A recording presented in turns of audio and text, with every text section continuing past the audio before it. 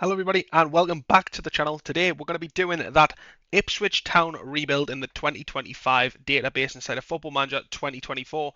So if you want to get access to this file, I'll leave it linked in the description, and let's get on in episode 1. So, season 1 of the Ipswich rebuild. As you can see, the club want us on the 5-year plan. They want us to avoid relegation from the Premier League. They want us to compete in both the AFL Cup and the FA Cup. So, in this point, we've also got to have a bold culture of not signing any players over the age of 30 years old. I like to have younger players on my team so I can rebuild them and focus on that as well. First thing we're going to do is we're going to look over the squad and we're going to go from there. As you can see though, we're starting with really low budgets. We've got nothing in the bank. 200k to be exact is in the bank. Overall budget is not looking very healthy either. 5 million in the bank. We have got to secure finances. If you have a little look at the projection, we have got potential of the balance going 28 million at the end of the season, rising up towards that 51 million by the end of season 25/26.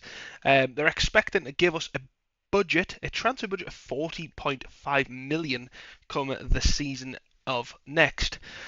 So hopefully we do get that budget and hopefully we can stay in the Premier League. In regards to the squad, this is what we're looking like. So as you can see, we've got some players in on loan. We've got Ben Godfrey, who's previously of Everton, obviously coming in on loan from Atlanta themselves there. We've also got that Calvin Phillips deal that is also available to us as well. So we'll look to utilise these kind of players in the areas. And we've also got Liam Delap, who's obviously really in form in real life at the moment. He's looking really good in Football Manager. This new database has gave him a bit of a buff. He's got much better potential, and he's got obviously that potential to be our number one striker should he score a lot of goals. We could look to cash in on him in the future as well. Obviously, being valued between 29 and 33 million pound, that will be a considerable amount of money to invest back into the first team. So we'll have to see how that pans out for this season. Tactic wise, this is sort of the tactic I've went with. As you can see, it's a sort of 4-2-1-2-1. I would like to say we've got that little shadow striker behind the striker, going quite attack-of, obviously because of the way the formation is. What I'm going to do is when it comes to this all, we're going to be setting this up perfectly. So Liam Delap is going to be the player we're going to lock into his position and not going to change anything in regards to where he plays. Obviously, not having any sort of budget means that we can't really invest in the team. There is some players we'll look to move on. Once we've identified them, we'll come back and show you who those players are. So when it comes to the squad, it appears to be that we haven't got very many players we're going to look to move on. I've identified one target here, in Cameron himself here. He does look really good and probably does fit our formation. The only problem is he's 28 now and he's already listed, so his unhappiness is already going to be there. So what we're going to do is we're going to look to try and cash in on him and get some money in. Probably going to be a bit of a small transfer, maybe about 3 million, I would say, considering his values at 6.4 million. What I have went and done as well though is, so if we go to transfers, I've also went to get ourselves some staff. So as you can see, I'm going to get myself a little technical director, replace the director of football, bring a new head of youth in, and also bring a new assistant manager in. As you can see, they're quite old in regards to the assistant manager I've brought in, also the director of football, so probably only have a few seasons with them. Long-term goals for this save is we're going to try our very best to become an established Premier League team, and hopefully in the long run we can challenge for that Premier League title. So we will see, and we're going to move on now to hopefully setting up the team to get the right staff in place and also get our director of football once appointed looking to sign some under 21s and maybe some under 18s just to bring some sort of new players into the club themselves. Only problem we've got at the moment is obviously the transfer budget is very small, so we're going to get into the season and hopefully we can start with an absolute bang. So with a pretty good start to pre-season, as you can see in our fixtures right now, you can see we've not conceded a goal yet. Yes, we've played against some really lower league sides, none of too significant experience to ourselves, but we are doing really well pre-season. As you can see in regards to our transfers though, we have brought in two players on free transfers. I brought in Nathan Ferguson, who is an ex-Crystal Palace player. Hopefully he just adds a bit of sort of squad depth. Same with Fuso Mensah as well. He's also came in. Obviously Manchester United, moved to Bayer Leverkusen back in the day. These are just to add some really good squad depth to the team as well, and hopefully we can see them sort of be integrated into the side slowly but surely. On the outs though, we have seen the likes of Wes Burns going out. He went to Caligari in the Serie A, and we've also got Cameron Burgess. He's also disappeared as well and went over to La Liga, but the La Liga second division with Levante. So we've got a little bit of money in for those. Currently, finance-wise, we've got 3 million in the transfer budget, but obviously the wage budget is really a big concern for us at the minute. So we really still do not have a lot of money in. We are just trying to balance the squad out. As you can see, we've got a massive squad. Sam Mosley, I think that's pronounced. We are trying to move him out actively before the end of the transfer window. We'll see if that happens. If it doesn't, then we'll just see how we get on in the first few games of the season. So at the end of the transfer window now, as you can see, we're on the 1st of September. So Sam Mosley has went out on loan to Bournemouth, so he'll join Bournemouth until the end of the season. Unfortunately for us, there just wasn't enough player spots to allow him to be in our team after we signed the other kind of players as well. He's a fantastic player, do not get me wrong. It was our captain. It is a shame to let him go. He is 32 years of age. I would have preferred the cash, but he's going to get game time elsewhere. He would have been just sat doing nothing at our club. We just couldn't move him on a permanent transfer.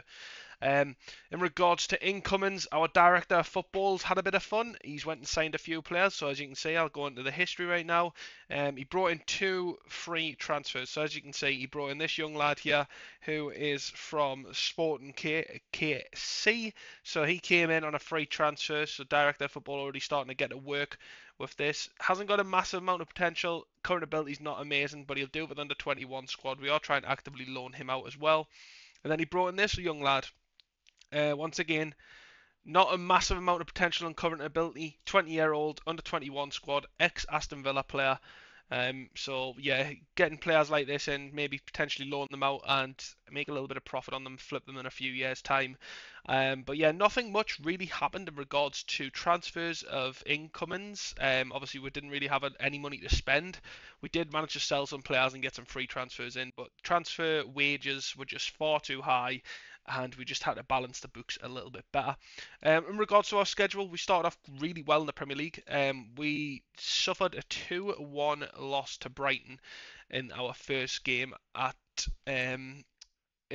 Brighton Stadium. So we started off really well. Delap getting the first goal, James Milner then ended up getting a penalty, and then Brighton put the game to bed in the 71st minute when they managed to basically win the game. Delap started really well in his first game, which is really good to see as well. And then we came up against Crystal Palace, as you can see, beating them 4-2 at home. It's fantastic. As you can see, Delap getting back on the goal scoring sheet again as well. Amari Hutchinson is really doing well at that shadow striker spot, as well as Jack Clark coming in and picking up the pieces. Nathaniel Klein, though, getting 2 goals for Crystal Palace is a very interesting one. We then came up against West Ham away from home, and this was a massive win. Once again, Liam Delap with 2 goals there, and even a young lad coming through there. So this youngish sort of winger came in, free transfer. Started off really well. He came on for Jack Clark and he scored. So yeah, hats off to him. So yeah, massive win against West Ham, if I do say so. 3,000 away fans travelling as well. And then we played Gillingham in the second round of the AFL Cup and beat them 6-0. Liam Delap getting a hat-trick there. So his season has really set on fire. In regards to the Premier League, we are currently, as you can see, sat in 6th after just playing 3 games, getting 2 wins and 1 loss. Goals are flying in for us so far. As you can see, Liam Delap already second, just behind Erling Haaland on that top goal scorer chart. So that'll be it for the start of the transfer window. Hopefully we'll come out strong at the end of the season and we'll see where we finish off. So after getting some fantastic results when it comes to beating the likes of West Ham 3-0 away from home, we did have a very rough season. Liam Delap obviously stayed on top of form, getting some goals from elsewhere. We went on a very weird run of form in September, only picking up 6 points in those games. As you can see, we got 3 points against Southampton and 1 point against Everton away from home, beating Chelsea 1-0 in the third round of the EFL Cup. We then went on to play Chelsea at their home ground, where we successfully beat them 2-1. Lovely little ball over the top to Hutchinson, which sees goal number 1 in the back of the net. With Jack Clark playing this over to Chaplin, goes into Phillips, back to Jack Clark again, and where he makes it 2-0 to Ipswich Town. Chelsea, however, into the second half, strike from Nkuku, and what a fantastic finish that was. Finishing the game 2-1. After we beat Chelsea 3-0, we went on and played Wolves, which we lost 2-1 against, and then we went and lost Bournemouth 1-0 away from home, and then following that up with a loss to Brentford at home as well. Really rough patch of form to follow that up as well. As you can see, we then played a month against Newcastle, Nottingham Forest, and Brentford, where we picked up all 9 points we could have possibly picked up, and then following up to a 2-1 defeat to Manchester City in December. Sees us go through a very good patch of form after that, to then when we got beat 3-1 against Tottenham, which seen our form go into a bit of a downward spiral. As you can see, coming into January, we had a couple of draws in there, and we also had that massive win over West Ham again, 3-1 at home, which was absolutely fantastic. We then went on to beat Everton 3-0 at home as well, which really did start shaping up our season that little bit more until we were to face someone like Arsenal, which we got beat 2-1 away from home. We then didn't stop there. We started playing Manchester United, which we didn't get off to a really good start with, as they went up 1-0 with Bruno Fernandes scoring the goal. On the back of that, though, we didn't sit back. Johnson to Clark on that right-hand side goes through at the edge of the box. Hutchinson's there, and then Hutch comes on a rebound, and Hutchinson claims that goal by the looks of it. Then Manchester United did not settle for that. Delort runs down that right-hand side, whips it in. Terrible by our keeper, and Xerxes scores to make it 2-1 Manchester United. That result obviously finished in a 2-1 win to Manchester United, which was a very big shame considering the amount of shots we had and the way we sort of controlled the game that little bit more. Then, after the Manchester United game, went and finished 1-1 against Chelsea, to then further falling down the league by getting beat 2-1 against Wolves away from home. However, we then went into a big game. And then we went and played Bournemouth at home, which we absolutely tanked 5-0. Hutchinson starting off with that goal scoring, perfect from that right-hand side. Hutchinson with a free kick, and what a finish it was from the young lad. We then cleared from the edge of the box, went forward once again, and this is where Phillips put on through, and then we go 3-0 up against Bournemouth, which just made the game that little bit more cemented, and we just really did not hold back to just score more goals against Bournemouth, with Hurst putting through Chaplin, and Chaplin smashing that one in the back of the net against Kepa. And then we still weren't done. The 96th minute, Hutchinson with a lovely run from the midfield, takes it on the left-hand side there, and then as he goes down, he smashes it in the box, and there we go to seal it 5-0 against Bournemouth at home. We embarrassed them. After that Bournemouth win, we went out and played Newcastle United away from home and beat them 3-0, which was absolutely outstanding. Then played Nottingham Forest to win 2-1, and then followed that up with a 2-2 draw away from home with Brentford. Then we got absolutely destroyed by Manchester City at home by 3-1. Then went and beat Hull 4-0 and Aston Villa losing against them 2-1.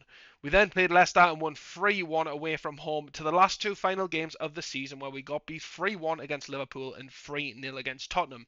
However, after all of the ups and downs of the season that we experienced, we finished a really good position overall, in my opinion. So, after playing for the full season, 38 games, we managed to finish in 9th position. It wasn't just a case of just struggling to get 9th position, we pretty much stayed there the full season. As you can see, when we look at this league, we were always in and around. We never dropped towards the bottom half of the table. From sort of this point in the season, we stayed 9th all the way through till the end. We did absolutely fantastic to keep hold of that 9th spot, and what an absolute lovely first season in the Premier League for Ipswich Town this is. We can only build on this now, surely.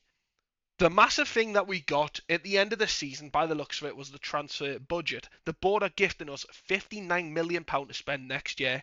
The overall budget and the transfer budget, as well as the wage budget, is absolutely fantastic going into the new season. The question is, though, which part of the squad are we going to invest in?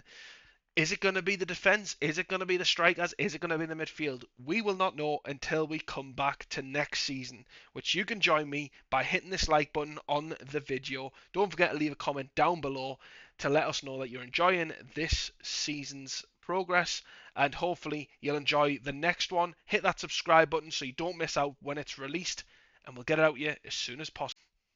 Hello everybody and welcome back to episode 2 of the Ipswich Town rebuild. As you can see, we've been well and truly involved in this transfer market already. We brought in Andre Silva, yes, the Andre Silva from Leipzig, for free. We got him on a free transfer. As you can see, he's already got 2 goals in 2 games, starting off really well. And we have started off really well in the start of this season. Andre Silva's first game in an Ipswich Town shirt started off with a bang against Southampton as Delap puts him through on that right hand side, squares it across to the box, and Andre Silva slotting it away.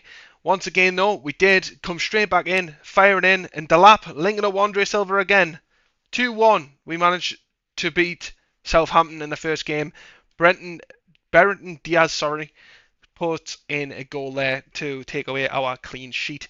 But yes, Andre Silva starting off really well at Ipswich, getting that 2-1 victory in the first game of the season against Southampton at home. Unfortunately for us, we had a very poor game against Sheffield Wednesday.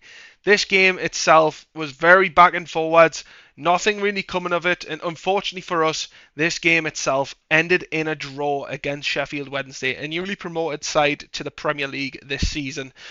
Nothing really come from both teams, and nothing really too exciting to showcase when it comes to this match as well. You can see we've been very active in the transfer market this season.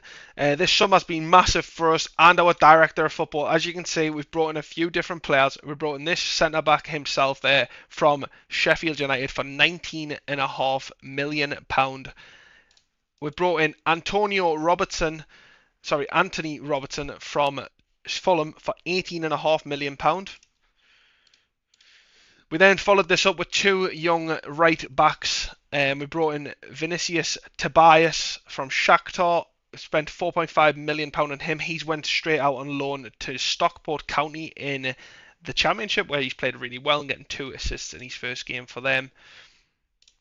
We went and got a youngster as well from the German league, who we spent £2.4 million on as well. He's had his first game for us, playing relatively well from Gladbach.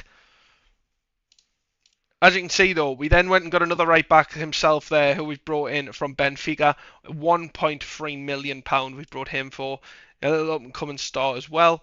We also went and decided to take a gamble and bring in a goalkeeper as well. Santiago Mela, who came in from Junior FC from Colombia. We spent £1.2 million on him, and he's came in and had his first game for us so far as well. But as I do say, the free transfer market is where it's all been at and happening for us. We've spent a total of £47.5 million this window. A lot of free transfers coming in. A lot of different style of players that you would not expect Ipswich Town to sign. Andre Silva being the biggest one that we've done this window. As you can see, we've brought some other players in. We brought in Emil Hodgberg from Tottenham as well, as he left on a free transfer at the end of the season after he'd come back from his loan from Marseille. Not really having a good spell in France with them as well. Ranieri, we also brought in an ex-Real Madrid player. So he didn't really hit the ground running. He played really well at Granada last season, but previously to that, the likes of Dortmund, where he spent 2 years on loan, and Genoa, where he's also spent some time on loan as well. Didn't really hit the ground running, but he's made a move to Ipswich Town as well. So Calvin Phillips has also made a transition back to the club after he was released from on a free transfer from Manchester City. So went and picked him back up as well. Hopefully it will revive his career and get something similar in the future of that £42 million that Man City paid just 2 seasons ago. Our director of football decided to just do a little bit of business as well, and he went and got Ethan Ince from Manchester United, who we've managed to get him on a free transfer. He's came to the club now in the under-21s. We're trying to get him out on a loan as well. We've done some different sales as well in regards to players we've let go when it came to this transfer window. Luke Wolvenstein, he's went to the Saudi Arabian League, 14 nearly 14.5 million we've cashed in on him as well. So he came through the Ipswich Town Youth Academy, and he played a lot of games last season. So obviously he's made that transition to Saudi Arabia. We weren't going to convince him to stay.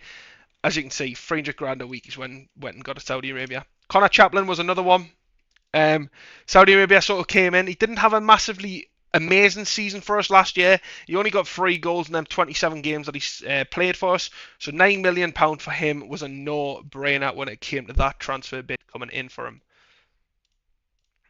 Nathan Broadhead, he's also made a move to Saudi Arabia as well, as you can see. Didn't really play many games for us last year. 2 games. 4.9 million is what we've cashed in on him. Nice little profit flip for Ipswich there, as they only spent 1.2 million on him 2 seasons ago when he signed for them originally from Everton.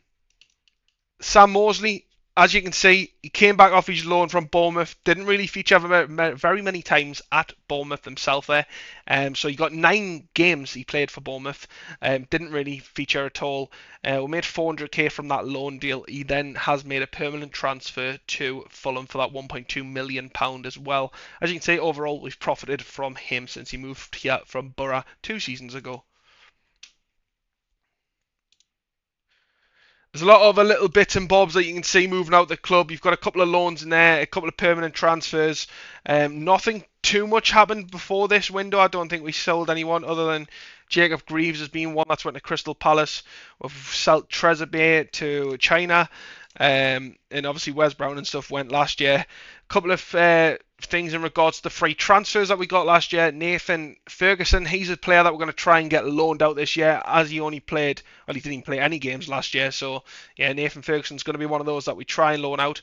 Fusu Mensah, he's went out on loan to Watford, so he's went back down to the Championship to play some football because he didn't really play at all with us last year. We've went and signed another right back as well. So we've brought in this young lad here from Torino. We brought him in for 6.5 million. So hopefully he'll feature. Obviously with new signings, he's went and got an injury straight away. Obviously Director Football went and did his bits and bobs as well when it come to the transfers he's moved in. We've started off really well, other than that little draw that we've had against Sheffield Wednesday to start, but really looking good in regards to the team and how they've started out so far.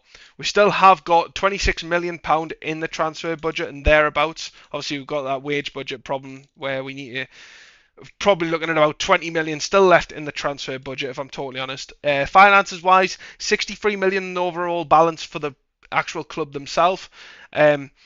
We're probably not going to look to sign anybody urgently because it's not an immediate thing that we need to do. If I'm totally honest, I think I'm quite happy with the signings that we've done so far. Projection-wise, £80 million balance is expected at the end of this season, and a £64 million transfer budget is also expected to be at the end of this season as well. And you can see the figures don't lie. They're just going to get better. They are just going to get better in regards to the transfer budget that we're going to have available to ourselves to spend over the next few years to come.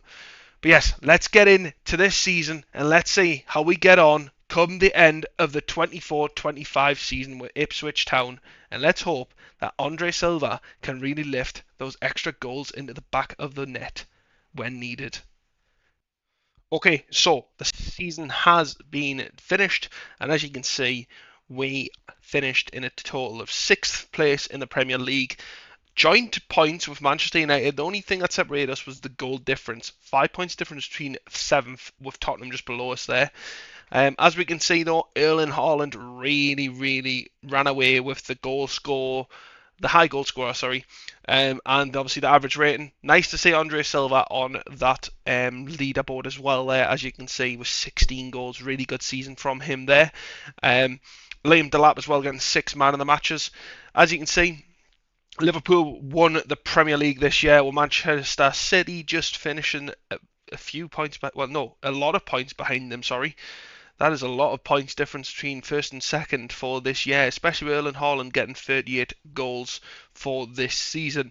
With regards to the squad, though, we can have a little look. So, obviously, over the top, Andre Silva has been absolutely outstanding for us this year. As you can see, 28 games, 16 goals. fantastic coming in on a free transfer, if I do say so. There is some interest in him from Leeds. Whether or not we could probably look to cash in on him, 40 to 48 million pound is a massive amount of money if we can get that in from him. On the other hand, Liam Delap really starting to progress really well, even though we've got a couple of downward arrows in there. Value between 73 and 80 million pound. He had a fantastic season. 13 goals, 13 assists, and I'm guessing by the looks of it, Liam Delap played on that inside forward on that right hand side for us a lot this season, playing absolutely fantastic. We also got this other young lad here, Smodix, I think it's pronounced, the Irish lad. So basically, he's had a fantastic season again, playing that shadow striker role. Really good value as well there. He's currently unhappy, just needs a new deal to reflect his ability. Someone I would probably like to look to cash in on in the summer. He's 30 years of age now. I know it's not very old, but someone would like to cash in on. Free transfer wise though, had a few of the free transfers really getting a good few games in for us. As you can see here, Thomas really did get a lot of games. 33 appearances he's made for us this year. Amari Hutchinson, once again, the young lads really hit the ground running. Didn't have a fantastic season like he did last year, but still 7 assists and 6 goals is fantastic from him. As you can see, stats really starting to improve now. Between 50 and 55 million. He currently wants a new deal. We'll get all this tied down for the summer. Jack Clark, on the other hand, though, didn't really play as much games as he did last year, just because of the new additions and obviously Liam Delap playing on that right-hand side. As you can see, though, we have got loads of different sort of plans for the summer in regards to players we potentially look to move on. Liam Delap potentially could get an offer in. We might cash in on him and bring in someone absolutely sensational to really excel us and push for that league come next year. We'll just have to see. George Hurst really didn't get that many games this year. Only 2 games this year, but as you can see, the year before that, only 2 goals. So probably a player we'd look to move on in the summer as well. He's got some interest from other clubs there. Southampton, Sunderland, and a loan option potentially there as well. Anthony Robertson, who we brought in as well from Fulham. He had a really good season, as you can see from the left-hand side. 2 goals, 4 assists, average rating of 7.02. Really good for a player we only paid 18.5 million for. Hasn't really progressed a lot in regards to his stats, but does look a really good, solid player to say the least as well. So we're really happy with that progression as well. With Calvin Phillips, obviously coming back on a free transfer this year, is a permanent signing for us. 30 years of age now, value between that 37 to 41 million pound mark. Had a fantastic season again, once again playing in that CDM spot. 3 assists from CDM is fantastic from him. Bit different to what he did last year. He played 1 extra game but didn't get anywhere near as many assists or goals that he had from when he was on loan at us. So we'll look to improve on that. Emil Hosberg, once again, a lad that we got in on a free transfer. He's played a lot of games this year, and look at how much he's valued at. He's 30 years of age now, going to be 31 next year. There is potential to improve on him significantly. His stats are absolutely outstanding. Like, look at those mental stats. Really good physical stats as well. Natural fitness of 20. Someone that we could look to sort of bring some more value in regards to transfer budget we could bring in next year if we do look to move him on. Obviously, the young lad we brought in from Borussia Mönchengladbach, he's played really well. Davies, he's getting on quite well as well. He had a solid season. Ben Johnson played a few games, isn't really hitting the ground running this year, so maybe someone that we look to move on in the summer transfer window as well. We've got loads of players that have really started to shape up this year. The one that didn't really hit the ground running was Ranieri, I think it's pronounced. 10 games he only got for us and 1 assist. Didn't really hit the ground running with us. Not valued it much either. Looks like West Brom want to come in on a loan for him. Might be able to cash in on him. The centre back we brought in from Sheffield United. He's had a good year. Not really smashed it in regards to get any assists or any goals as a centre back, but did do the job. Obviously help us get really close to that 6 mark in the Premier League. The only problem we've got now is the clubs that are interested in him. I'm not saying Leeds or Bournemouth, more Juventus and the Saudi Arabian club there, Al-Ahad, or Ilahad, I think it's pronounced, starting to show interest in him now, so it might prove very hard to keep him in the summer transfer window as well, especially with them type of clubs sniffing around with him. The biggest surprise I had, Santiago Mella. A young keeper, well, not a young keeper, but a keeper we brought in for really cheap last year. 1.2 million we paid for him. He played the majority of the games. As you can see, rating 13 clean sheets, perfect. He's been outstanding for us. A very big surprise that obviously he was played a lot more than Muric. So I'm very surprised at that as well. We're back up right midfielder now. Obviously, as you can see, he's been phased out a lot more. Only 9 appearances he had and didn't really do anything in those 9 appearances. Muric is going to be one to probably move on in the summer. As you can see, 6 games he played. He only managed to keep 1 clean sheet in them 6 games and conceded 8 goals in those 6 games he played as well. He might be loaned out for me, and I might bring in a backup keeper. We'll have to see what happens in the summer transfer window, and what's to come. As you can see, another right back we brought in from Torino. 6.5 million were paid for him. He only played 13 games. Did he have a lot of injuries? Not a lot in a sense. Well, I mean, he missed 2 months of the season when he first started, so he was out until October. So obviously, once he gets phased out after 2 months, someone else sort of takes the reins and becomes a more of a first choice player if they outshine him. Once again, Nathan Ferguson stayed around the first team. Didn't play anything at all in regards to games. We have tried to loan him out. We tried to loan him out all of last season. Sadly, no one sort of caught on in regards to taking him on either loan or a permanent transfer, which was unfortunate for us, but we can't change that. Finances wise, come for next year, look at that, £77 million the club has given us. We're obviously a really good, decent wage budget by the looks of it. £99,000 in the wage budget as well. Probably look to give that a little bit of a movement. We'll probably have about 70 million to spend with that 196 million. Sorry, £196,000 in the wage budget. It makes more sense to sort of say that's how much we've got coming in the new year. As you can see, didn't bring anything more in when we finished last season. £48.5 million in and £32 million out. We'll see what happens in regards to the summer and what we look to bring in next season. As you can see, the board is still expecting us to finish mid-table next year and be competitive in Europa League. So a lot of things the board's expecting from us next year as well. Obviously, staying under the age of 23 for the first team as well is a massive thing the board's going to be focusing on next year. So we'll have to keep an eye on that. Tactic wise, obviously we stayed like this last year. We didn't change anything in regards to the tactic. I completely forgot to show everybody the tactic we were going to be rocking with for the rest of the season. So apologies about that, but we've not changed anything in regards to our tactic. This is what we're going to build the team into and keep it sort of perfect. So it's a perfect little tactic to use for this team. We've built the team into this. We can only build on it from now, surely. I'm thinking more we'll look at another potential CDM, maybe a new shadow striker. It will all be dependent on who goes in the summer transfer window. But that's going to be it for this episode today. If you did enjoy this, don't forget to hit that like button, and also don't forget to subscribe to the channel if you haven't already. Any in regards to the tactics you would like to use, if you'd like to use a tactic I'm using on screen today, all you can do is simply copy and paste all the instructions which are down your left hand side, and obviously the formation as it is. A lot of attacking to this tactic. So we'll see what happens next year. Do we change the tactic? Does it stay the same? Do we keep building on it? My biggest plan is we build on it, but we'll see what happens in regards to who we move on in the summer transfer window. I'll see you in the next one.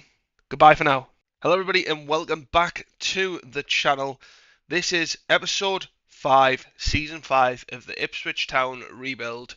Coming into this season, as you can see, the board haven't massively backed us like they did last year with the £100 million that we had to spend. They've given us £65 million in that transfer budget, alongside a wage budget which isn't looking far too fantastic, but can do a little bit for us this year. 190k in that wage budget wise as well. Biggest problem we've got though, we needed a right back, and we've went ahead and we've activated the optional buy clause in Gellert's contract. So £35 million is going to be going out the doors quite early in the transfer window to get this right back in the team. So the start of the Premier League season has been fantastic from us.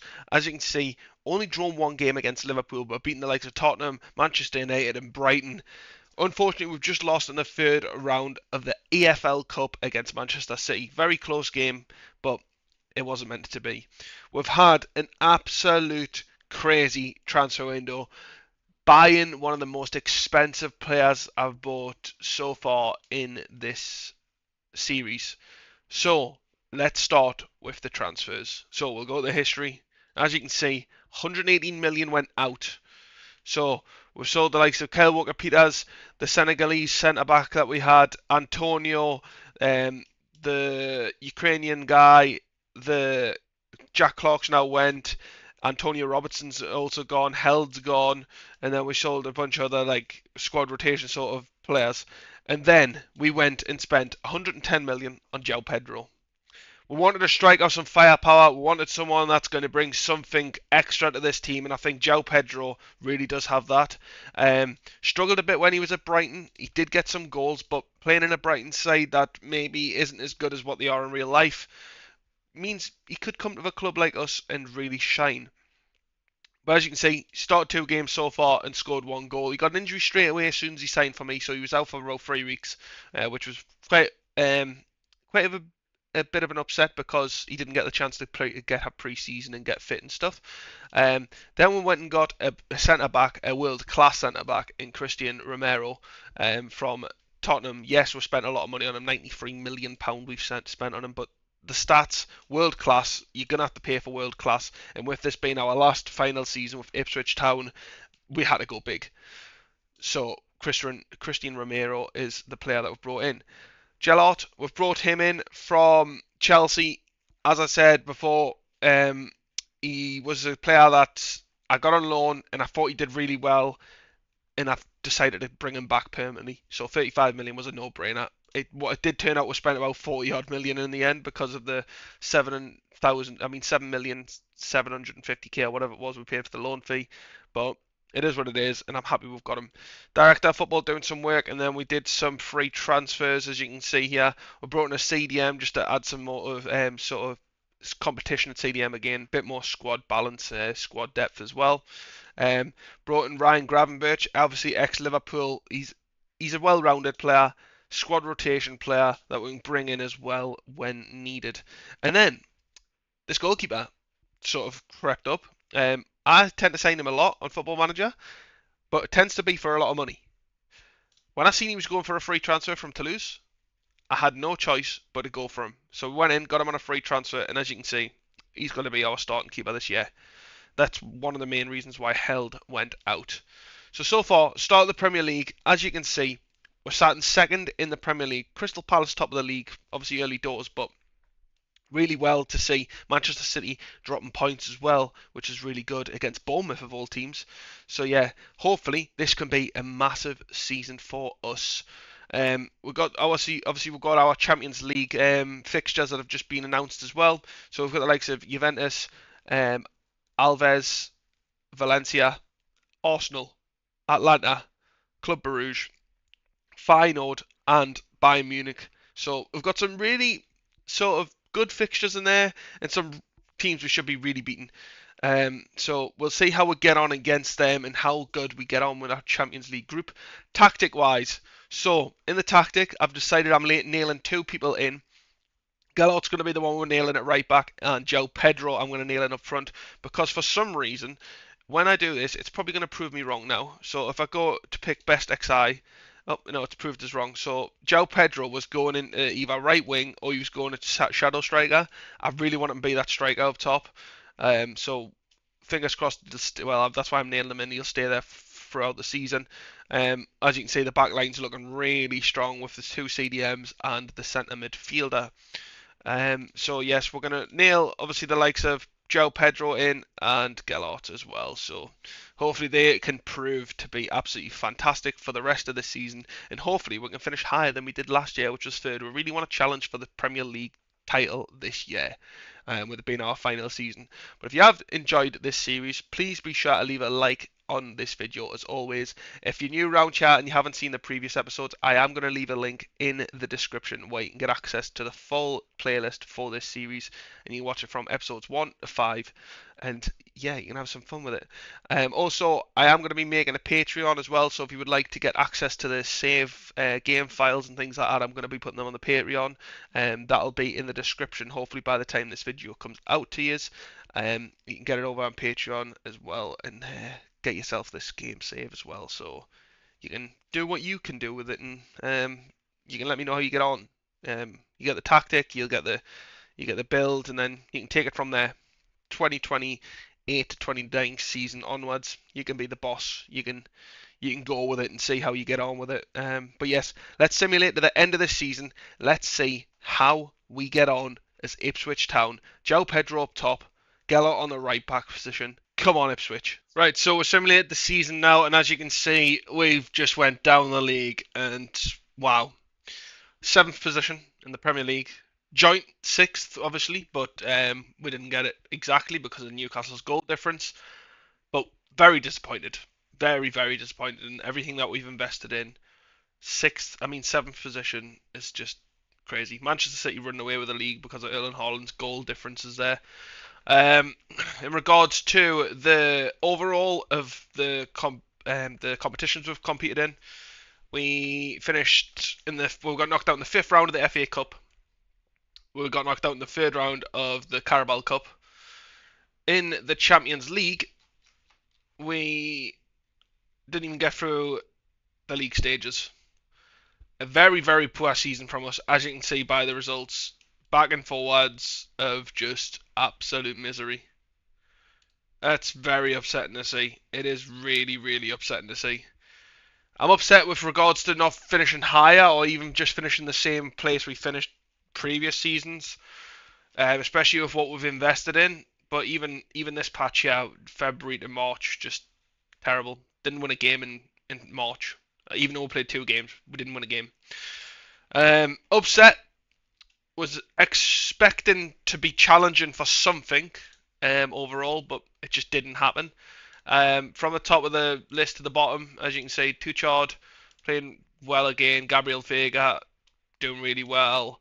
Liam Delap doing really, really well this season. As you can see, he's had a good season again this season. Luis having a good season. Morgan Gibbs-White played 16 games this year with centre backs. I mean, the 2 new lads that we brought in, so the likes of, where is he? The goalkeeper played alright. Gellert, when he joined on a permanent, didn't really do as well as he did previous seasons. Christian Romero, who we brought in, just didn't really lift the boundary that little bit higher that I thought he was going to do. And then João Pedro. Even João Pedro came in, 15 goals, just it wasn't good enough. Is it the service or is it the players? Or even it could be the tactic. I mean, we've stuck with the same tactic, we've built on it. Unfortunately, it hasn't paid off. But we did what we needed to do. I mean, the team looks good. We have got some really good players in there. It's just a shame to finish 7th. However, our time at Ipswich does come to a close. And I am upset that we didn't get more. However, with our time at Ipswich, as you can see via the history, we finished 9th, we finished 6th twice, and finished 3rd last year. Last year we won the Super Cup. The year before that we won the Europa League, and then finishing 7th this year. So as you can see, we've established Ipswich at a sort of a top-end table side from when we took over, which is really good to see. Next season, if you do want to get access to this save, you can do so by joining the Patreon, which will be down in the description as well. You get full access to the save, the tactic, and then basically all you need to do is let me know how you get on with it. Take Ipswich to the next level by joining the Patreon in the description. It really does help out the channel by joining that Patreon as well. But if you do take over the save, as you can see, I mean, we'll adjust the budget because obviously the wages aren't fantastic. So you're looking at about 50 million with a bit in the wage budget as well left to leave you over. That's probably a bit too much. I mean, we're looking around there, so about 50, maybe 60 million. in the transfer budget with a reasonable wage budget. Also, I'm not going to do anything in regards to the transfer. As you can see, Liam Delap's got an offer in there for him from West Ham. So if you want to cash in on Liam Delap, there's also the option to sell him and build from there. But yeah, upset about that overall. The tactic was fine. I mean, I don't know if it was the tactic. Might just be the players. I've won a lot of leagues with this tactic when I've done previous saves. It is one of my favourite tactics. But yeah, very upset to say the least in regards to where we finished in this season.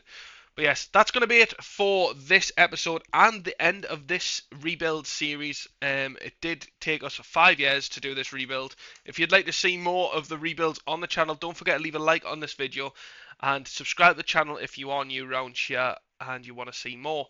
It'll give you a notification when we upload as well when you subscribe to the channel. Join the Patreon, it will be in the bottom of the description if you want to get access to the save itself. And also, if you'd like, I can do this next time with another team. So, see you next time. Thanks for tuning in. I'll leave a link to the playlist down in the description as well in case you want to go back to episode 1 to episode 5. If you have any pointers out for us and where we can improve next time, feel free to let us know. But that's it for now. Take care. Until next time. Bye for now. Hello everybody and welcome back to the Ipswich Town rebuild. Episode 3, Season 3. Let's get this season underway. So with some back and forwards with the board, Sami Smojic is not going to be sold this summer window by the looks of things. They're just not willing to accept any offers that sort of come in for him. They're looking for the price range of his actual player value. As you can see, the value is down at 6.5 million at the moment, but it was around 20 million pounds. So as you can see, between 20 and 22 million pound. So the board is really hoping for that. He does look really good, but he just doesn't perform as well as he actually looks on paper. So we'll see how this one develops over the rest of the transfer window. So we've accepted a loan bid from Sheffield United for Muric. Hopefully he can go out and get some first team football for Sheffield himself there, and that can help raise his player value and we can sell him on for a better profit next season. After a very failed time at Ipswich Town, we're going to see Ranieri leave, potentially go to Osasuna. We're going to cash in on him. We're going to on a free transfer, but hopefully we can get a little bit of cash in for him and pay a little bit of his wages just to let him go, as he's not going to feature for us next season. After having a look at Bojan, he looks a really good striker to potentially replace a striker that we're looking to offload this window. The only thing that's put me off is that 29 years of age range that he's currently under. Obviously, the board want us to get young players in, so we'll have to see if we're going to go for him or someone a bit younger. So little young Matthias has came up there, as you can see, playing in the Brazilian league. Very cheap as well, very young, so it could be another one we look to make a move on sooner rather than later. As you can see, Crystal Palace are sniffing around him. With having a really failed season and struggling to get in the first team against Ben Johnson, we've went and sold the Torino right back we went and signed for 6.5 million last year. He'll be leaving the club for a total of 3.5 million to head to Sevilla. So we decided to go in and activate Matthias's release clause after having a really good look at this striker. He does look like to be the next big thing in our team, so hopefully he can develop really well and we can get this bid over the line before Crystal Palace decide to activate this as well. Getting over the line there, Muric is now leaving to join Sheffield United on a loan until the end of the season. Ranieri leaves to go to Osasuna in Spain. Obviously didn't really develop quite well for us and didn't get very many games last season. We've got a total of 7.25 million coming in for him, which is a fantastic little profit after we got him on a free transfer just a season ago. The big one we've decided to cash in on this year is Andre Silva. After having an absolute fantastic season for us last year, getting 16 goals in 28 games, we just thought it was right for the kind of money that we've been offered from elsewhere. We're going to take that and cash in on him right now. Seeing Kyle Walker-Peters with a release clause in his contract after Southampton getting relegated meant that we could only spend 18 million on him, which was an absolutely fantastic steal at that price. With Saudi Arabian clubs sniffing around our goalkeeper Santiago after we just loaned out Muric, means that we have to negotiate as he will become very unsettled, but hopefully we can get a fantastic deal on the table for him before we allow him to go. After the sale of Andre Silva, Matthias has accepted his contract, turning down Crystal Palace to come to us. It's a fantastic signing for Ipswich Town. So, after the start of the season, we've had a fantastic start to this league campaign in the third season. As you can see, first game of the season, we went and beat Chelsea 3-0 at home. Delap and Hutchinson really taking the edge off that game. We then went up against Newcastle and beat them 2-0 as well. Seeing the first goal scored by Matthias as well, which is really nice to see. And then we went to Leicester, who were really struggling at the start of the season, and we drew 1-1 with them, which was crazy to even see, if I'm totally honest. Transfer-wise, by the time we got to the end of the transfer window, we spent £110 million. As you can see, Director of Football is still doing what he needs to do, bringing in some really mediocre players. But we'll start from the players we've signed. We've signed Perez, the centre-back from Udinese. He's came in for £19.5 million just to give us some extra strength. We brought in this young midfielder, Ukrainian young lad from Shakhtar. We paid £19.5 million for him. Worst part is, we signed him, he got injured, and he was wrote off for 3 to 4 weeks. So he hasn't managed to feature yet, but really exciting player for the future. Kyle Walker-Peters, £18 million was spent for him on his activation for his release clause for when they got relegated themselves there, Southampton. So yes, Kyle Walker-Peters came in for £18 million. Really nice transfer fee for him. Matthias, who we've already showed you, we brought him in at the start of this window, £16.25 million. We brought him from the Brazilian league. So hopefully we'll see him get featured a bit more this year. A young sort of centre-back that we brought in from France, from Senegal he is. So 30 million were paid for him. Didn't really do absolutely fantastic in the French League One, but is coming to Ipswich Town to hopefully develop his career a little bit further. So £13 million, and as you can see, the stats don't lie. He looks incredible. The next one, you brought in a goalkeeper from Sampdoria. £12.5 million. He's came in and he's started shining already. The only thing that lets him down a little bit is that first touch, but overall, this keeper looks really well rounded for this Ipswich side. We've also brought in a keeper that was loaned back to Rapid. We brought him in for £11 million, I believe it was, that we spent on him. Yeah, so £11 million, we're loaning him back out to Rapid there as well, so he can get some first team football, and then he should come back to us in a year's time. As you can see, Director of Football's been at work, bringing in some youngsters as well. Really started paying some money towards youngsters because he was just getting free transfers, but now he's putting a little bit of money towards the little youngsters as well. We obviously went to the free transfer market as well and brought in Gabriel Vega, the one that I did want. Sadly, did turn us down instead. We're not going to mention his name because it really upset us. We tried back and forwards to try and get him, and in the end, he moved somewhere else. So I'm upset to not get him because he was my first choice, but Gabriel Vega is a solid choice overall, as you can see by his stats. Really well-rounded player, and he's only on 75 grand a week compared to that amount of money he was paid when he was in Saudi Arabia, which was like 350k a week. Players going out, so we've seen Andre Silva. He went to Brentford, cashed in on him for 25 million. Saudi Arabian club Al Ahly, they've spent 20 million on Mela to let him go. I mean, we only spent 1.2 million on him, so getting 20 million for him is absolutely fantastic. He was a fantastic keeper for us last year, so the Italian lad we've brought in has got some really big boots to fill. But as you can see, he's getting paid 500k a week to go to Saudi Arabia now, so obviously he didn't want to stay at us and being paid 25k a week instead of the 500k he's been offered elsewhere. Cameron Humphreys, a young lad that we had at the club for a while, couple of loans elsewhere. We decided to sell him off because I just don't see him bursting into the first team anytime soon, so it was a no-brainer to let him go. Ranieri, we let him go to Osasuna as well, £6.5 million, after obviously not featuring very well for us. Sold this right back that we brought in last year from Torino. Obviously took a £3 million loss on him, but he just didn't really feature. Stats don't lie. Anyone massively else that we can see going out? There's no one really that I should say that's meant other than Muric, so he's went on loan to Sheffield United. We'll see him go there for the season, hopefully. As you can see, he's played every single game with Sheffield so far in the Championship, so hopefully he can really hit that ground running in the Championship and then come back to us and we can sell him for a bit of profit, because I don't think he's going to feature again. Players obviously we bought last year, they're going back out on loan again. Tobias being one of those. He had a relatively successful loan at Stockport County in the Championship, playing all the games for them, and now he's playing for Luton in the Championship as well. So a little bit of a step up for the team that he's playing for now. Darren O'Shea, a player that came to us because he wasn't getting enough game time, we've loaned him out to Brighton. And the last but not least one, sorry, we have, where's he gone? So we loaned out our other right back that we brought in as well. Nope, that's not him. I don't know where he's gone. Basically, we brought another right back in last year. He's away out on loan as well again this year. George Hurst, we tried to get him out on a permanent transfer. No one was interested, so he's been loaned out to Southampton. Pretty much a no-brainer to let George Hurst go out on loan because he's literally just going to sit there and do nothing. Only issue with him, he's only got 1 year left on that contract, so it'll be a shame come the end of the season because he will just leave on a free transfer.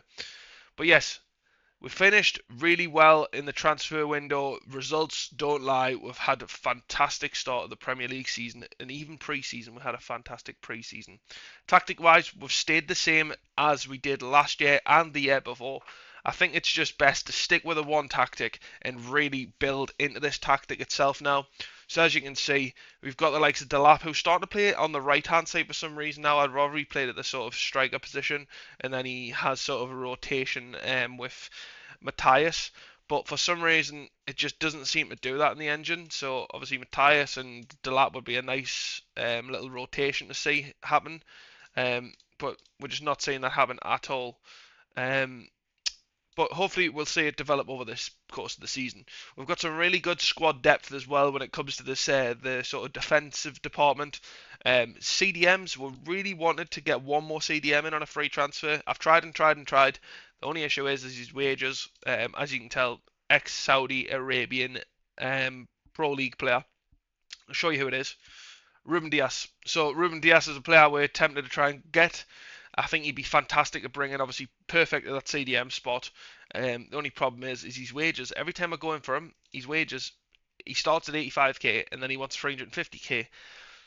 So we'll see if we can get him again after the summer transfer. Well, after the summer transfer window's finished, but we'll see if we can get him again shortly when his wages come down. Because obviously, if you normally wait a few days in Football Manager, the wages tend to come down a little bit. So we'll see if we can get Ruben Neves in. I don't know why I'm calling him Ruben Dias. Ruben Neves. If we can get Ruben Neves in, that'll be fantastic, and it brings more squad depth to that CDM position as well, and helps us out in that department.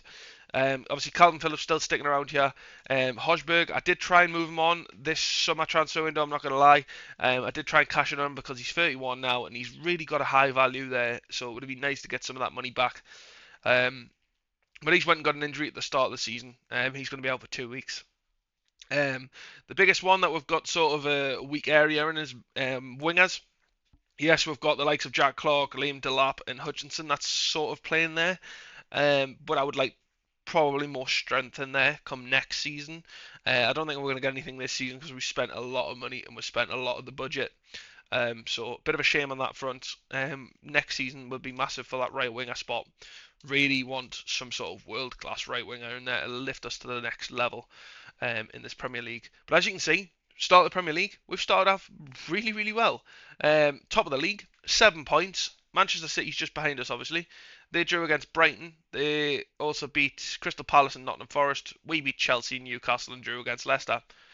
We should have had 3 wins up on that board. But unfortunately, we managed to draw to Leicester. I don't get how, but we did. Anyway, that's the start of the window and how it's got on. Fingers crossed we can continue to be really consistent over the season and potentially be in the top end of the table again. So we also qualified for Europa League. We've got some really good sort of fixtures as well.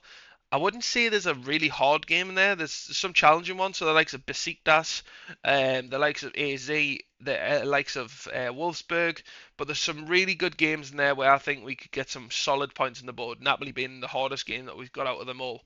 I really can't see us qualifying for the next, so for the knockout stages of the Europa League, just based on the teams that we've got. The third round of the EFL Cup, we managed to get Manchester United, who were playing back to back, which will be fun. But yes, let's simulate until the end of the season and see how we get on with Ipswich Town. Don't forget, if you are enjoying this video, leave a like and subscribe to the channel. Let's get to the end of the season. Right, and what a long season it's been. We've managed to finish in 6th place with Crystal Palace just finishing a point above us. Very, very strange season, if I do say so myself. We started off fantastically in this league. So, if we look at the fixtures, as you can see, from the point of where we left you, we drew against Leicester, got beat off West Ham, went and beat Besiktas 1-0, beat Everton 1-0, and then just went on a losing streak against Man United. Lost 2 games back to back, beat Hibs, beat Bournemouth, beat Aston Villa, beat some team in the European League, lost against Arsenal 1-0, drew 1-1 with Wolves, and then it was sort of, once again, the mid part of the season, we had a horrendous December. Absolutely horrendous December. 1 win, and it was in the Europa League in the whole of December. That really damaged our league positioning. And then pulled it back around again in January. A lot of different wins there.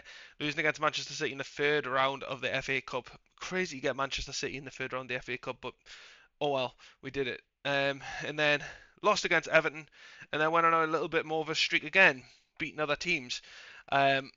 Played Wolves, won 2-0, lost against Midtjylland, and then beat them again. Drew against Villarreal, won against Villarreal and drew against Villarreal. We drew against Newcastle in the semi-finals and then beat them in the semi-finals. We then went on to the final of the Europa League where we won 3-2 at home against Napoli. That is massive. We are European champions. So we managed to win the Champions League, not the Champions League, the Europa League with Ipswich. Gabriel Vega being the clinical player in that match against Napoli. And what a game that was. I mean, look at it. Napoli got 2 back, and that was in the 93rd and the 96th minute. And then we went on to lose against Brentford 1-0 at home. But we must say, overall, the season in the Premier League for our first year in Europe wasn't the best in the Premier League, but in Europe we did fantastic. Bumpy season, but fantastic from this Ipswich side. Obviously, last game of the season, seen us drop down to 6th. We could have had a 5th place finish, which is a bit of a shame. But we move from there, and hopefully we can build on this in the next season. But as you can see, big movements in the Premier League. Newcastle finishing 10th, Tottenham finishing 11th, Chelsea finishing 14th. That is insane. That is massive movements from the Premier League. I mean, look at who finished in the top part of the league. So you got Arsenal, who won the league. They actually ran away with the league, to say the least. Liverpool in 2nd, Man City, Man United, then Crystal Palace, then us, then Aston Villa. I mean, the Premier League was crazy this year. A lot of teams switching off. I mean, Chelsea down in 14th is just absolutely crazy. So yeah, it's incredible to see Chelsea down in 14th. Next season though, the board have backed us massively. £105 million in the transfer budget. That's insane. I cannot believe that we've came out with 105 million and being backed that heavily for next season. So, just looking at the team now and see how we got on in regards to players that played for us this year. Anthony Robertson playing absolutely fantastic, as you can see. He's now part of the USA, so yeah, he's now a USA sort of nationality. He played absolutely outstanding, as you can see this year. He's had 2 back-to-back seasons with us where he's played fantastically. He's currently wanted by Leeds. Highly doubt he's going to go to Leeds. The young centre-back that we brought in from the French league, he played okay, we should say so. Hojberg, once again, having another solid season as well, playing every single game pretty much, other than, well, he missed out on 4 games, should we say. So he did have a good season. Average rating wasn't fantastic though. Held's come back now from his loan. He played okay at Rapid. He's now come back to Ipswich, so we've got him utilised for next season. Matthias played, obviously, the striker we bought in, 34 games and 14 goals this year. Not amazing, but it's a good start coming into the Premier League and getting used of the style of football. Ben Johnson, not playing as many games as he did last year. Currently wanted by Leeds as well. Leeds suddenly wanting nearly every single one of our players, but okay. Perez played really well since he came in as well, which is nice to see. The young Ukrainian, unfortunately, played only 15 games. It's a bit of a shame because I know this guy can develop really well. But yeah, 19.5 million we paid for him. Not really developed as much as I would like to see him develop. So we might lock him in next year. Gabriel Vega, obviously the key player that came in on a free transfer. As you can see, he played the majority of the games and had a fantastic season. The only thing I would like to have seen a bit more from Vega is the assists. 3 assists from a midfield player. It's really, really rough. So yeah, we could probably do with seeing some more assists from Vega. The new goalkeeper that we brought in as well, he had a phenomenal season, so it's nice to see that. Davis, he's starting to dwindle out the first team a little bit, as you can see, only 14 games for this year, and I'm guessing he's not very happy with the game time he's getting, which is correct. But look at that, his stats are fantastic, so we'll have to see about him as well next year. Calvin Phillips, 34 games, he's been vital since he came in for a free transfer, and he's played so good since he's came back to the club. Even when he was on loan, he was fantastic as well. Harry Clark, he played every single game pretty much this year. He wants a new deal, and he's wanted by Leeds. Once again, Leeds all over all players. Jack Clark is the biggest one. How many games did Jack Clark play this year? 32, so a bit more than last year. Nice to see him getting back into the frame of things. 7 goals, 5 assists. Once again, though, very poor with the goals to assist ratio. Okay, so Sammy, how did you get on? Sammy played 29 games, didn't really do anything. Once again, though, 5 goals, 1 assist from Sammy. Really going to be a player I'm going to probably look to move on in the summer. Then we've got Amari Hutchinson. He did 35 games, 7 goals, 8 assists. Once again, though, the assists are really poor from these players that are playing behind the striker. We'd like to see either more goals or more assists. But once again, solid season from him, if I do say so myself. Blasic, he's played 10 games this year, not as anywhere near as many as he did the season before. And then Liam Delap, obviously our key player this year. Really, I don't know what happened. 6 goals, 4 assists from our striker. This, I think, might be the key part of where we've gone wrong. I think Delap, he's a good player. Like, even if you look at his stats, he's a fantastic player. Stats and everything just show you that he's a really good player. I think it's the decisions that really are going to be letting him down in that final third. Because, I mean, 6 goals in 30 games is abysmal from your number 9. It's one of those ones. If Saudi Arabian club comes in for him, I mean, he's only 24. Do we look to cash in the summer? I don't know. Is the answer. I really do not know. Kyle Walker-Peters, who were brought in, played 34 games, 2 assists from right back. Once again, Leeds interested in him. But yeah, as you can see, overall, what a really good season for our first year in Europe. Obviously, becoming a champions of Europe, which is absolutely fantastic to see. So really hit the ball out the park there. Next season, obviously being back to that £105 million means that we can look to get someone massive. And I mean massive in regards to a goal scorer, for instance. I think every other department, maybe centre attacker midfielder, maybe that shadow striker role, we're probably going to have to look for someone new there. I think these 2 roles here, so if I literally pick the best 11, let's just go here. Best 11. So this is what the best 11 looks like. So they'll put Delap on the right, Hutchinson there, and then Matthias there, Vega, Phillips, Hojberg, Walker, Peters, the 2 centre backs, Robertson, and then obviously the goalkeeper. I honestly think if we take these 2 out, or at least 3 out, I think that's going to be our main area of focus in the summer. I think so. I think we need a centre attacker midfielder that's going to be fantastic in that shadow striker role. We really need a solid winger, and we just need an out-and-out goal scorer. Well, we'll see what happens in the summer, won't we? Well, that's going to be it for today's episode. Don't forget, if you're new around here, hit that subscribe button. Let us know what you think in the comments down below of the series so far. And don't forget, leave a like on the video as always. And I'll see you in the next one. Bye for now. Hello everybody, and welcome back to episode 4 of the Ipswich Town rebuild. As you can see, we've started off season 4 in the Premier League really well. Starting with 3 wins in our first sets of games. As you can see, massive result against Liverpool 5-2, beating Brighton 2-1 and Wolves also 2-1. We lost 1-0 away from home against Arsenal. And as you can see, 9 points on the board overall, which is looking absolutely fantastic. Delap is really in form. So that tells you Delap obviously stays in if you watch the last episode. It's been a very, very busy transfer window, to say the least.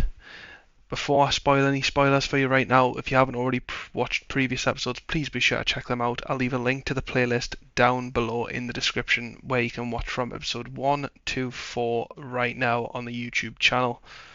So yes, if you haven't already, go check them out, as you don't want the spoilers to hit right this minute. So, jumping in with the transfers, as you can see, we spent a lot of money. We spent £180 million. But first we'll start with the outs. So Perez, who we brought in last season, he's went out of West Ham, 27 million. I just want a bit more of an upgrade there. Ben Johnson's went to Saudi Arabia. We've eventually sold Sammy. He is also away to Saudi Arabia as well. Calvin Phillips went out this year. Didn't really have a good season last season. He's went Al Shabab. Hojberg we've also managed to sell on as well to Saudi Arabia. Tobias, who hasn't really developed, he's went to the Serie A, playing really well there since he left. Basic, he's went to Malaga after he didn't really feature much. Same with O'Shea, same with Ali as well. He's eventually got his permanent move away from us after being on loan multiple seasons. Muric as well has went to Barcelona for £2.2 million after his loan spell. And obviously we've got a few more little bits and bobs in there that we've managed to sell on as well.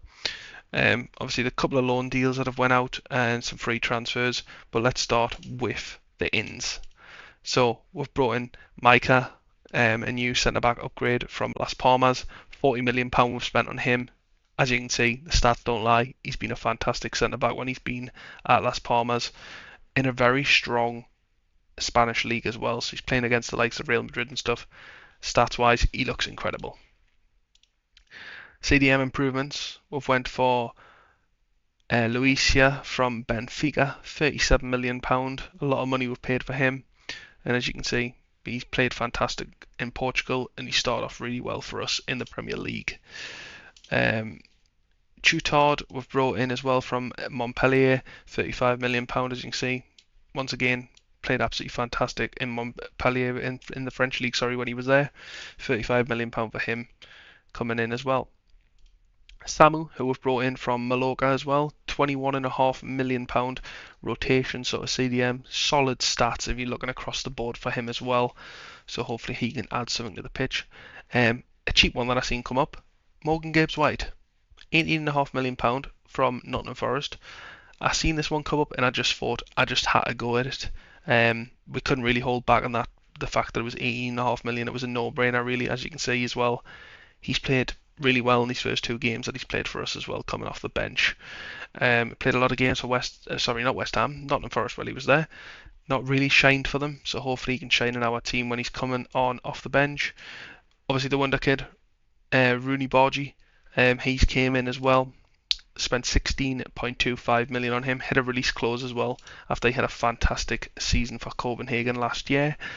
So hopefully he can bring some of that form over to us. The next one, Ahmed Diallo. We've brought him in from Manchester United. As you know, in real life, he's been absolutely fantastic. So hopefully he can prove to be really well coming off the bench as well, and have a bit more of a rotation with Rudy Bargy as well. £3.8 million, as you can see, really cheap to bring someone in for such a rotation as well. Director of Football's done some of his transfers, and then we brought in some free transfers, which was really nice to have. I'm not going to attempt to pronounce his name, unfortunately, because I will butcher it. As you can see, this young 24-year-old Greek winger was released from PAOK, had a really good season last year, and he's come to us on a free transfer. Stats look absolutely insane, so we'll see how he develops over the season. Hopefully he can help really push us that next level as well. Antonio was another one we brought in, obviously ex-Man United player. Obviously back in the day, £82 million they paid for him. He's came in on a free transfer. I just thought, why not free transfer, bring him in, and hopefully we can develop him into the team. Kevin Danzo, as you can see, had an absolutely fantastic season at Lens when he was there. Obviously playing against the likes of the PSG and things like that, and some of the other bigger French clubs like Lyon, etc. He's played against them, and we've managed to snap him up with a free transfer. So look at his stats. Looks really well rounded to be a centre back at this level as well. Obviously, director of football coming in, and then we went and brought a loan signing in. Gelart, I think it's pronounced. He's come in on loan from Chelsea. We are going to be paying Chelsea a loan fee of 7.75 million.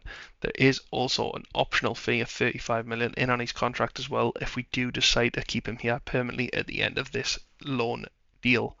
I just needed a bit more strength in the right back position. But as you can see, if we're going to this tactic right now, we're keeping it all the same. And if I was to pick the team from best 11, this is how it would look. So Matthias, the new young Greek lad playing behind Matthias there. Delap would go on the right hand side. Vega, Luis, Tutard, Walker Peters, Micah, and the Senegal centre back. Yeah, it is Senegal centre back playing there as well. Gelart, and obviously we're goalkeeper currently. Obviously Held's come back from his loan. Anthony Robertson on the bench. Samu Diallo, Clark, Hutchinson, Rudy Barge. We've just got plenty of squad depth now, which is really good to go into the season. This year we managed to get a full squad of 24 players, which is really, really good. Very excited for the season ahead, as you can see. The one good thing is that obviously we won the Europa League last year. We managed to win the Super Cup. So yeah, we managed to beat Bayern Munich 4-1 in the Super Cup because Matthias had an absolutely outstanding game. He got a hat-trick. He got a hat-trick in that game. As you can see in the Liverpool game, Liam Delap, him and Matthias seem to be getting rotated around that striker spot. So Liam Delap went and got a hat-trick at striker in the game against Liverpool. Shame we lost against Arsenal, but we did play it really well. I mean, looking at the stats, Arsenal did deserve to win the game, but we really took it to them. The Arsenal team looking really strong as well with Florian Wirtz in there as well. So yeah, very, very strong start of the season. The one thing I do want to show you is this move. This move was the biggest move of the window. For some reason, I can't seem to spell Chelsea. So we've got Chelsea. Chelsea managed to sell one of their players. As you can see, Caicedo, a player that we were going to attempt to go in for. I did look at him a few times. He was transfer listed last season. They wanted £89 million, if I do remember off the top of my head. They managed to sell him this year for a total of 218 million. That is absolutely insane. 100 million, well 110 million they paid for him from Brighton, but 218 million to go to PSG. I mean, fantastic player. Absolutely outstanding by the stats.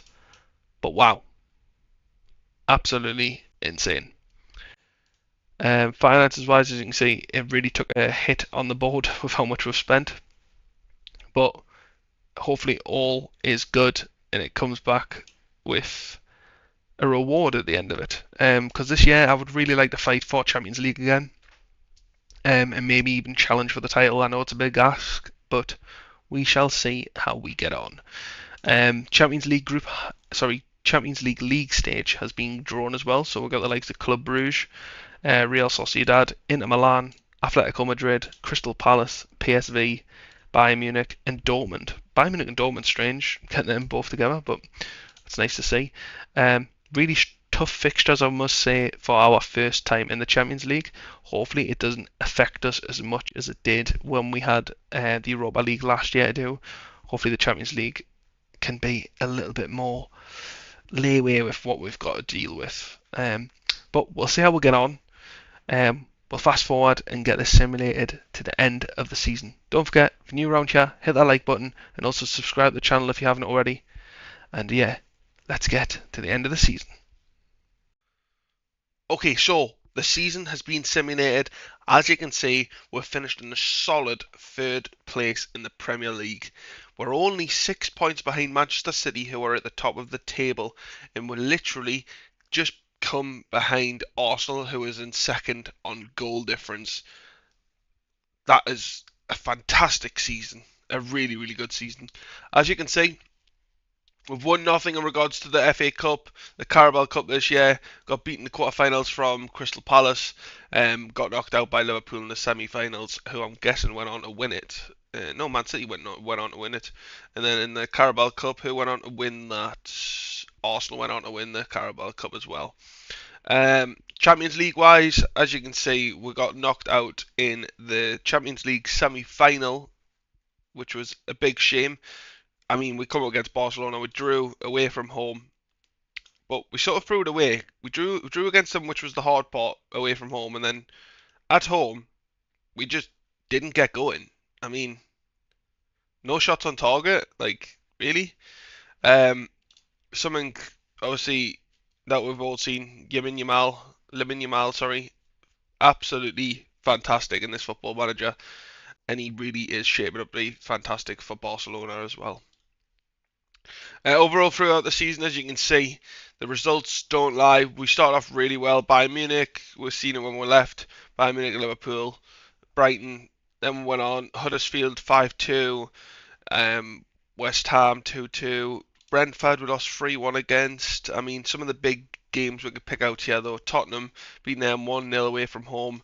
Beating them again 3-1 away from home. Beating Atletico Madrid 2-1 away from home. Shame we're losing against Manchester United there.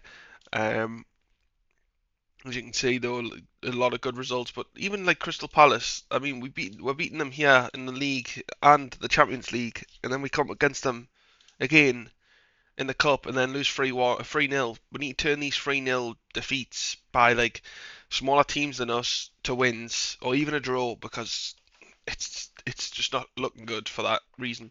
Like the likes of Bournemouth, we shouldn't be losing 2-0 at home against Bournemouth. I mean, look at the team. The team's fantastic. Like, why are we losing to Bournemouth by that amount? Unbelievable. Um, Manchester City away from home. I mean, you can't really expect to go in and absolutely destroy City. As you can see, City really turned on. Um, in this game. They really turned themselves on in this game and just played outstanding. As you can see, they've got some fantastic players. One player I will mention though, Max Aarons. This was a player we tried to go for in the summer. 26 games he played for Manchester City. I can't believe he did. He turned us down. Fantastic player all round. Um, and then just our team really just didn't get going against Manchester City. As you can see, we've got a few shots away, but we're lucky to just only get beat the 2-1. Very obviously boring second half to get the one goal towards the end of the game. Um, but yeah, these little losses against some teams like even Wolves there, we're losing 2-1 against Wolves at home. But home form is a bit worrying compared with away form. Um, Even the 4-1 against Villa, like, I mean, we really did give them a good game, but to get beat 4-1 just shows you Villa was such a better team on the day. Like, so much better on the day. Um, just some decisions I would question. Like for instance, where is the rest of my players? Because we've currently got a centre back here who's playing at CDM. So that would be questions to be asked if I'm honest. Harry Clark shouldn't even have been playing by the looks of it after I don't know the first half. Not really doing a good game at all. Kyle Walker-Peters I would have been my choice to bring in for Harry Clark. But as you can see, we went on a massive run in February, March, and then in April we dropped off again, losing against Crystal Palace, another home game. Like, just really sat back, invited the pressure by the looks of it. I mean, look at the stats.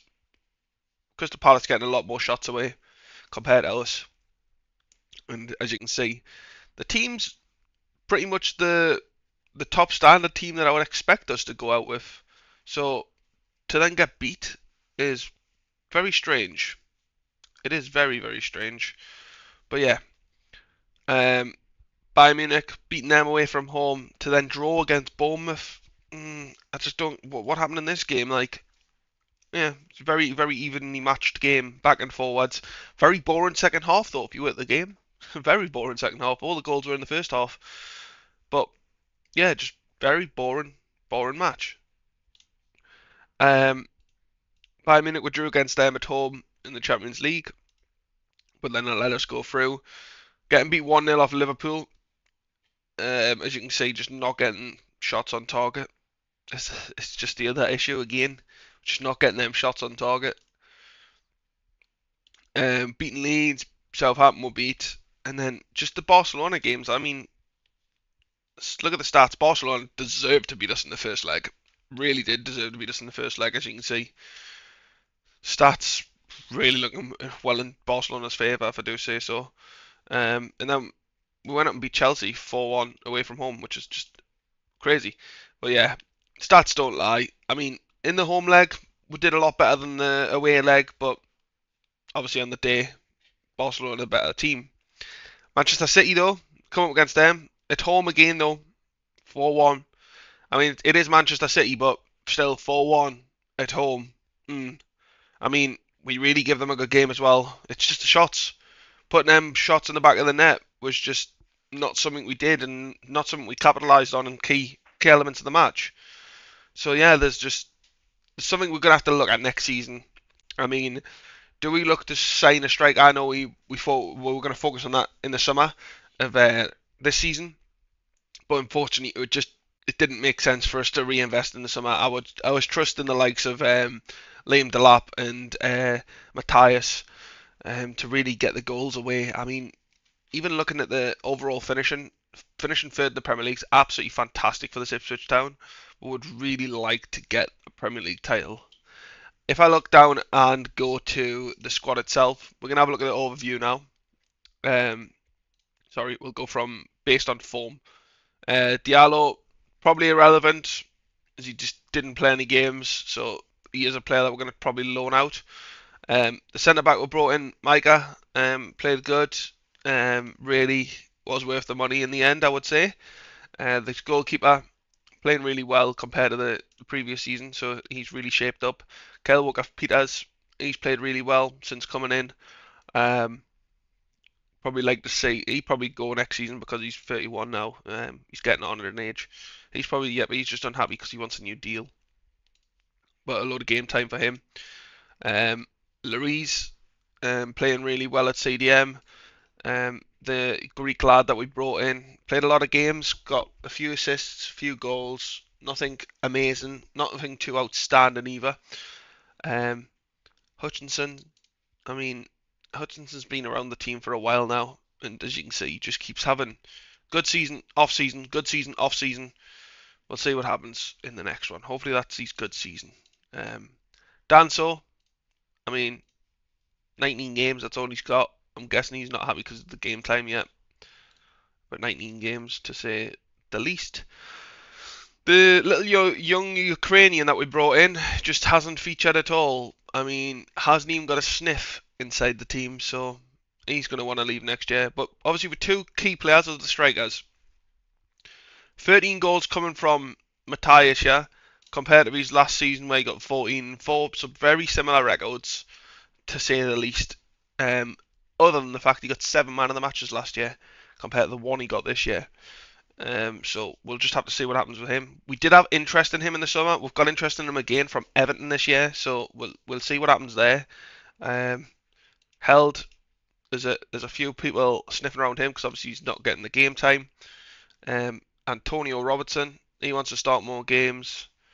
And then we've got the other players down here. How did Samu get on? Did he play a lot of games? Played 18 games overall. Gabriel Vega, obviously he was fantastic in the clinical point last season.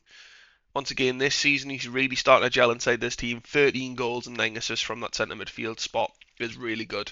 So hopefully we can see the goals starting to turn a bit more next season as well. Antonio, I'm guessing, just didn't really feature yet. 8 games when he came in. So bit of a shame. I would like to have seen him feature a little bit more, but obviously it wasn't meant to be. Troutard, fantastic. 7 assists, 3 goals. That CDM position. Brought his form into the Premier League from League One.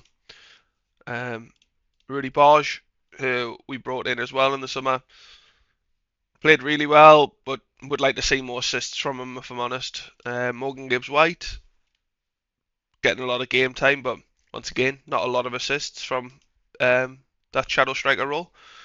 Liam Delap. So this year, he sort of had a better season on paper. 13 goals, 5 assists, 4 player of the matches, average rating of 7.01.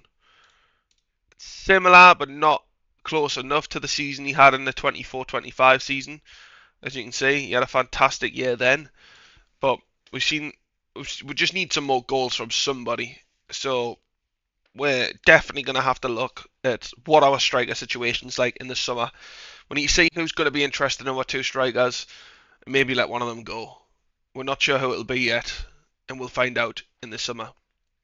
So if you did enjoy this video, don't forget, leave a like rating, subscribe on the channel if you haven't already, and we'll see you in the next episode, which is part 5, season 5 of the Ipswich Town rebuild. Thanks for now, and see you later.